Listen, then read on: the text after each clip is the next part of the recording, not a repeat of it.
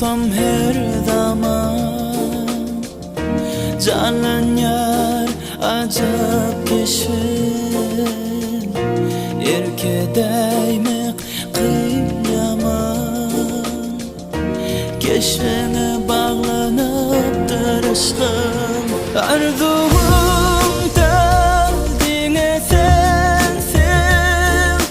Yaşasam gönlümde Sen mehrinden bir dem alsam Duşaysam ömrümde Gecelerine soğuk ederek Bana senin mehrin gerek Yalvar yarın yıllar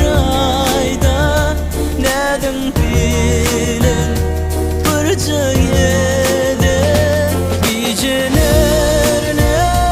soğuk ederek Bana senin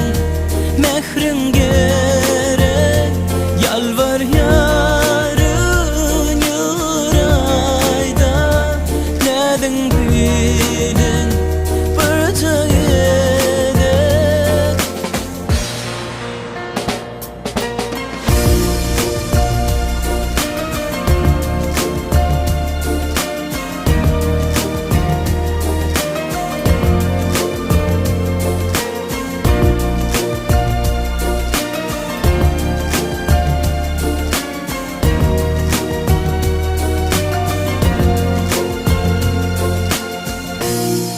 Gecelerim sensiz dolmayar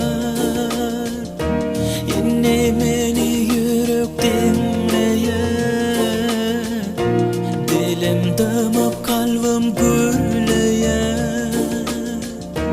Senin yokluğun için yıllar geçti dilimizden Sevgim baki bulur Ayrılık düşse günümüzden Mehrin beni karar Geceler